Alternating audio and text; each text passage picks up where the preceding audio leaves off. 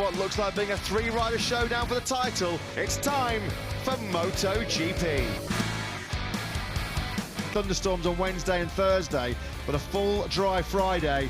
These are very anxious times, stressful times, aren't they? The spin, it's the better to win four on the trot. The first Italian to do it since Valentino Rossi 14 years ago in 2000. And before we start this 27-lap Grand Prix, and fellow Italian Marco Bezzecchi.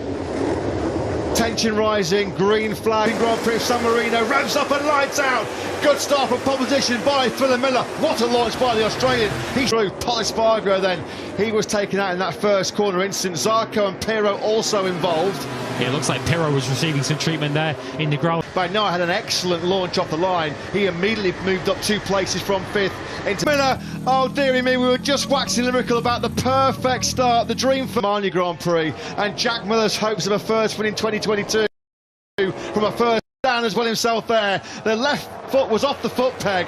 Bastianini, that was a big scare for him. The hottest condition of the weekend. That would be a nice Marco Bezzecchi then.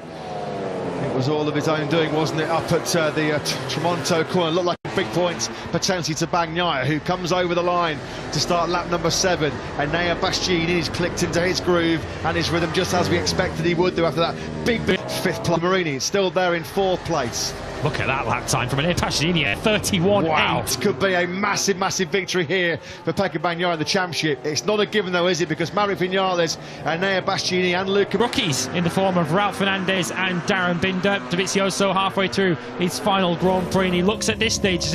Four-wheel motorsport legend Jackie Ickx there looking on as we look at Pecco Bagnaia sweep through turn 1. Yeah, as you say, Luca Marini starting to fade ever so slightly, although he is still holding a very comfortable 4th place at the moment. Fabio Bastianini, he was thinking about a move on the inside of Vinales. The door was slammed shut in his face. Marini is losing touch here, as you can stand right now. Here comes Nea Bastianini then on the inside of Maverick Vinales. The big move coming from the beast, and he starts to charge towards. He's got 0.7 of a second up ahead of him to Pecco Bagnaia. A lot will be told in this next lap or so to see if Bastianini can jump straight across that gap and give us perhaps a... Pecco Bagnaia for so much of this Grand Prix without being able to find a way through.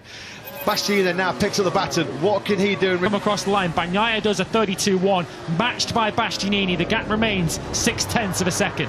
There were 5 laps to go in that Amelia. And now Bastianini in this position, he can get close enough to attack Bagnaia.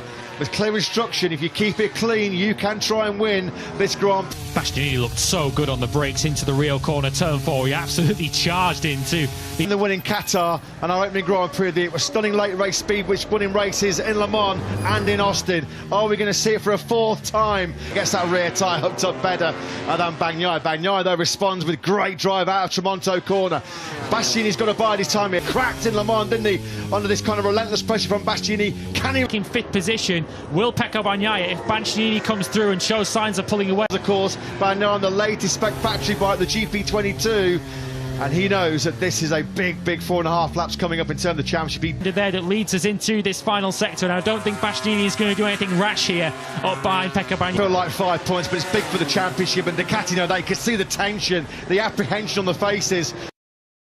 He knows how important this victory is. He's not thinking at this stage about the historic milestone of being the first Ducati rider to win 4 Grand 14. Well, he's had a good look now at where Bagnaia is strong and where he feels he is stronger. So Bagnaia, or he's waiting for the last lap or 2 to make a move. Pecco Bagnaia is riding his heart out. He's just at his good momentum going through turn number 7. He wasn't close enough to attack on the brakes. Fabio Quartararo tries. Since that point, the Ducati team egg on, they cheer on. Look at the tension over the face of the pitboard man. Ducati management, because they'd have liked to do it in a much more relaxing scenario than this, because again through Tramonto, that's where Bastianini wins this Grand Prix.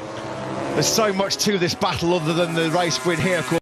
They go through turn 6. Has Bastianini blown it here on the last lap? Yeah, it's cost him a crucial time. He's 0.4 of a second behind Pecco Bagnaia. Now he's going to have to get on with it. What have we got left, really, in terms of overtaking opportunities? Here's one of them into turn 10. That's gone now for Nea Bastianini. Look how he closes in. You've got to think now, maybe he thought about it, but it will be Pecco Bagnaia surely that will take the victory here in Misano. Here comes Bastianini. Will he? Bastianini. Oh, how close was that?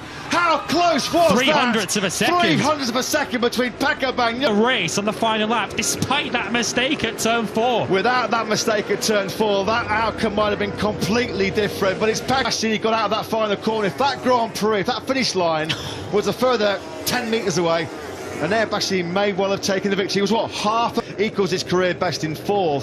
Quartararo does take 5th place. He sees his championship lead shrink to 30 points. Bastianini will probably ruin that turn number 4 mistake, but he gave it